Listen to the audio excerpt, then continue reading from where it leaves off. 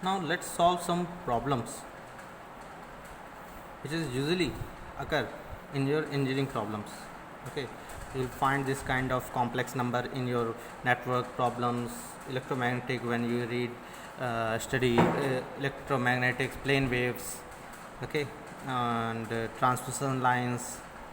You will find this kind of problems in your signals and system when you study about the Fourier series and system analysis.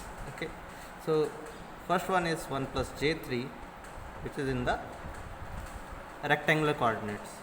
Okay, this is in the rectangular form. We have to convert in the polar form. So what is its magnitude? Root a square plus b square, which is nothing but 1 square plus 3 square. This will be root 10. And angle, what will be the angle? Tan inverse 3. Okay, so this could be written as root 10 angle tan inverse 3, tan inverse 3, or you can also write like this, e to the power j tan inverse 3. You can calculate the value tan inverse 3.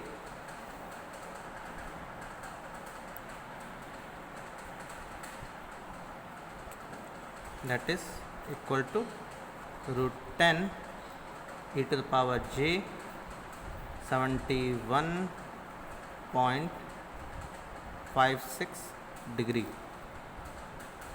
Okay, and if it is not in degree, you can also convert it into radian. Okay, now problem B. This is simply j. This is also occur so many times when you study about Fourier transform. Suddenly j means 0 plus j1. Okay, that means 0 square plus 1 square. So magnitude remain 1, and phase, that is tan inverse 1 by 0, tan inverse infinity, that is pi by 2. Okay, so this can be represented by 1 angle 90 degree if it is in 90 degree, or 1 angle pi by 2, or the same thing is equals to 1 e to the power j pi by 2. Okay, there are three notations which usually occur in your engineering problems. This is in radian, this is in radian, this is in the degree. Okay, now see, that is minus j. You can again write like this, 0 minus j1. So magnitude remain 1, and angle is equals to tan inverse. Now this will occur in which coordinate?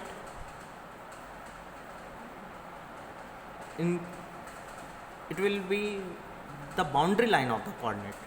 Okay, 0 minus j. So if you draw this will be occur 0 minus j. Okay, here, because this is imaginary axis, this one is the real axis, this is minus j. Okay, so angle will be, this one is plus j, if any, j1, this is minus j1, this is plus 1, and this is minus 1. So all these points lie in unit circle. Okay, plus 1, minus 1, j1 and minus j1, all magnitude is 1. So radius is same, but phases are different. 1 j1 minus 1 minus j1. So suddenly if someone asks where is j means 1 angle pi by 2. You can see this axis is 90 degree from this real axis. Okay, someone asks minus 1, then that means you have to go to 180 degree, minus 1.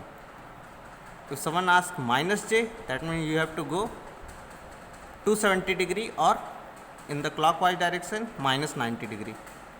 Okay, so tan inverse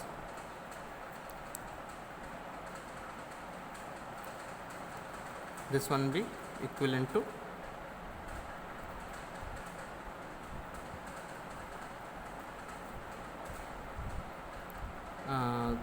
zero minus j है, so you can write like this 270 degree or minus 90 degree.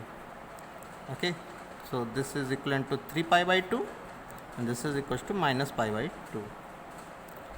So minus j is equivalent to 1 angle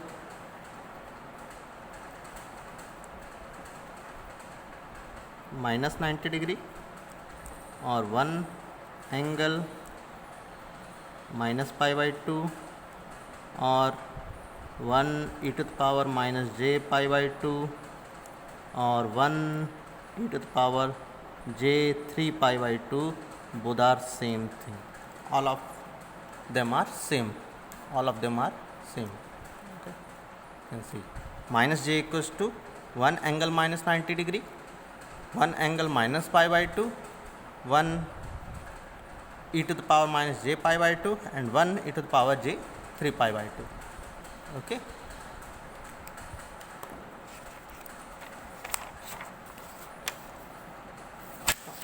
now next problem is minus 4. So now you can tell me where minus 4 will lie. Okay, so the D problem is minus 4 and you can write like this minus 4 plus j 0. Okay, so the magnitude will be, what will be the magnitude? Root r जो हो जाएगा root 4 square plus 0 square, that will be 4 and the phase will be negative means 180 degree. Okay, या minus 180 degree, both are same thing. Okay, आप plus 180 degree जाओ, अगर आपको ये figure याद है तो आप प्लस 180 डिग्री जाओ या माइनस 180 डिग्री जाओ, both are same thing. Okay, तो ये हो गया pi is equal to minus pi. Okay, so minus 4 can be written as 4 e to the power j pi और 4 e to the power minus j pi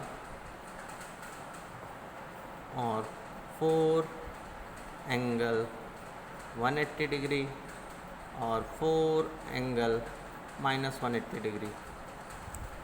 All of them are same. Okay, in this way we can convert polar rectangular complex number into polar complex number. Now we have reached to the multiplication problem. Okay, now we have two numbers here. The first number z1 and this one is z2. अब हमें इसको बताना है, तो हमें पता है अगर z1 को हम अगर दो कॉम्प्लेक्स नंबर का मल्टीप्लिकेशन है तो उनके मैग्नीट्यूड्स क्या होते हैं, आपस में मल्टीप्लाई हो जाते हैं और फेज जो होगा वो ऐड हो जाएगा. ओके, तो हम अगर हम r1 की बात करें, r1 क्या आ जाएगा, पहले का j का मैग्नीट्यूड क्या है 1 और फेज 90 डिग्री. ओके, सेकेंड इस नंबर का 1 प्लस j1 मैग्नीट्यूड क्या आ जाएगा √2, फेज क्या आ जाएगा tan इनवर्स 1/1. tan इनवर्स 1/1 मतलब 45 degree, that means π/4. Okay, so this is equals to 90 degree, this is equals to minus 45 degree. तो देयर अल्टीमेटली क्या हो जाएगा, मैग्नीट्यूड आपस में मल्टीप्लाई जाएंगे, तो j इंटू 1 प्लस जे किसके इक्वलेंट हो जाएगा, √2 e to the power, phase आपस में, ओके ये मिस्टेक है, प्लस 45 है, ओके फेज आपस में ऐड हो जाएंगे। 90 प्लस 45 कितना आ जाता है, 135 degree, okay and that is equals to 3 pi by 4, J 3 pi by 4, ठीक है। जनरली यहाँ पे जो लिखा होता है वो रेडियन में है, ओके तो हम रेडियन में डिनोट करेंगे 3 पाई बाई 4, ओके और √2 एंगल 90 प्लस 45 135 डिग्री, ओके। तो इन दिस वे आप मल्टीप्लिकेशन वाली कॉम्प्लेक्स नंबर की प्रॉब्लम सॉल्व कर सकते हैं, इन्हें रेक्टेंगुलर से पोलर में कन्वर्ट कर सकते हैं, ओके। f क्या था, 1 plus j √3 divide by √3 plus j. तो यहाँ पे क्या आपके पास Z1 बाई Z2 वाली प्रॉब्लम आ गई, ओके। तो डिवीज़न में क्या होता है, मैग्नीट्यूड आपस में डिवाइड होते हैं और फेज क्या होता है, सब्ट्रैक्ट होगा, subtraction numerator minus denominator, okay. तो यहाँ पे क्या हो जाएगा, पहले का मैग्नीट्यूड क्या आएगा, इसको क्या लिखते हैं, R1 e to power j∅1, R2 e to power j∅2, मैं फिर से लिख दे रहा हूँ आपको समझाने के लिए। तो R1 बाई R2 क्या हो जाएगा, पहले का मैग्नीट्यूड क्या होगा, √1 प्लस 3, नीचे डिनोमिनेटर में क्या होगा, इसका स्क्वायर यानी कि 3 प्लस 1, मैग्नीट्यूड क्या आ गया 1, ऊपर का भी मैग्नीट्यूड सेम है, नीचे का भी मैग्नीट्यूड सेम है।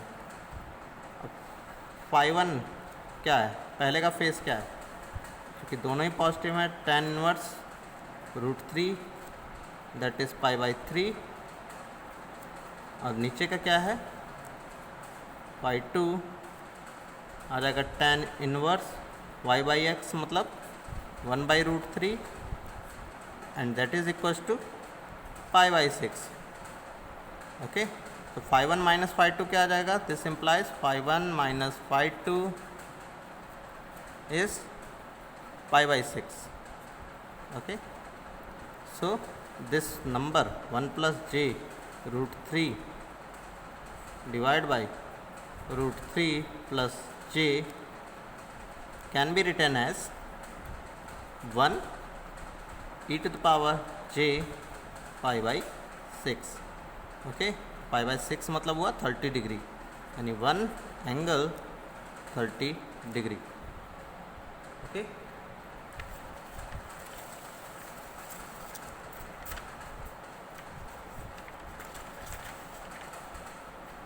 Now last problem,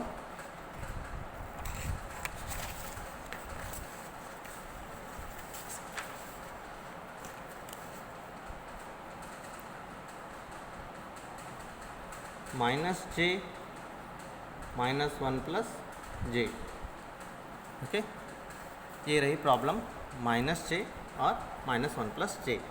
तो इसमें मैंने देखो निगेटिव जानबूझ के इंक्लूड कर दिया ताकि आपको फेज याद आ सके, और दो कॉम्प्लेक्स नंबर का मल्टीप्लिकेशन, यहाँ पर फिर से दो कॉम्प्लेक्स नंबर का मल्टीप्लिकेशन है, Z1 एंड Z2।